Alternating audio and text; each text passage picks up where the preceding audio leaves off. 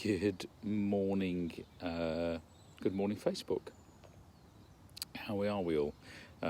Well, this is week 6 of doing the Tao, and what a beautiful day.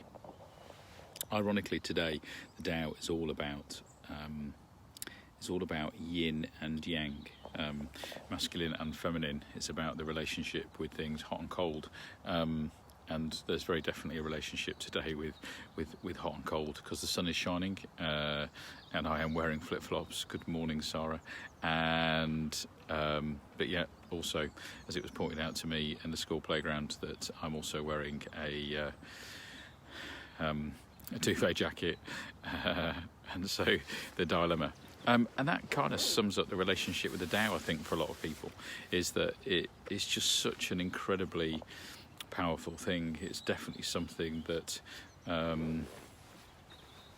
we just can experience. It just is. It is there. The Tao has, the Tao that can be named is not the Tao. The relationship with that sense of flow, the mightiness of the nature of the way that we all interact. My wife Sarah went to an event last night and came back talking about something that they were asked to do, and that is the Tao live. That is it.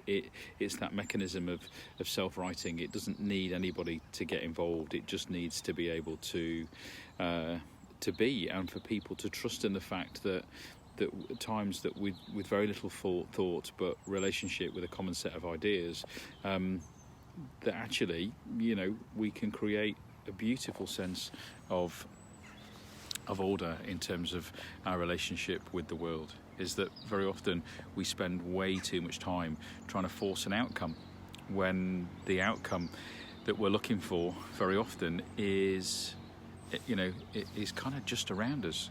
We go looking for the answer to lots of questions, and as a coach I spend my life helping people, supporting them on their journey, finding answers to the question. There's a truck just about to whip past, which is always good, because it means that the place that I'm in today is absolutely beautiful, and the trucks that whisk backwards and forwards are connected to the amazing ground staff that just make this place look incredible every day. But our relationship with our sense of flow, our relationship with where the answer may be. I wrote a blog article a couple of years ago now, maybe about 18 months ago, about asking the question, are you an adventurer or are you a seeker? And little did I know that actually at the time I was writing about the Tao, but I was writing about a relationship that I felt was completely natural for the world and with the world. So often, so many people want such fabulous things in their life, but never find it. They never get it, they never reach it, they never achieve it. And the reason is because they go looking in the wrong place. They go looking outside of themselves. They go looking to be able to find the answer to the question, what makes me happy, in a bar, in a bookstore, in a shopping centre. They go looking for the answer to the question for lots of different things, in lots of different places.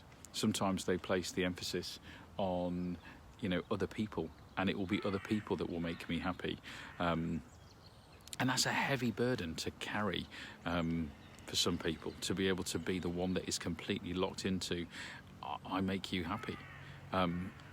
Or is it that I make you sad?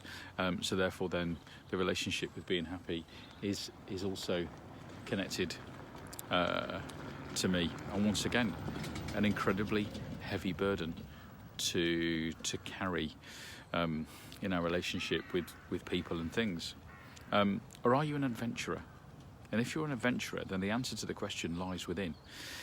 It's about recognising that your long-term happiness sits firmly inside you, and in fact it's your birthright. It's probably not something that you have to achieve. It's something that you need to just spend some time connecting with, because actually the answer to the question very often sits just inside you. It's about finding a sense of peace. It's about and not creating some form of competition or assessment. For many people, life is one of those things that becomes an exam, and they feel as though they've regularly failed it. But yet, life seems to be the only exam that you don't have to sit, but we choose to, is that you as an individual set the test paper, you set the pass mark, and then you mark it. And so there are so many opportunities to simply not bother at all and just be, but yet so many people choose to fail, to set a really high pass mark, to be a really hard marker, and to sit a test that they can never necessarily pass, because whatever the simulator creates in terms of the idea of our conceptual idea of our future very often just doesn't actually exist in the way that we think it is. Reality is very, very different to sometimes the scenarios that we create in our mind. So actually, it's really important that we just live our lives. And as a coach, what do we spend our time doing? We spend our time supporting people, reconnecting with how to be able to live their lives in a truly, truly fabulous way. So this thing with the Tao has been quite insightful, really profound.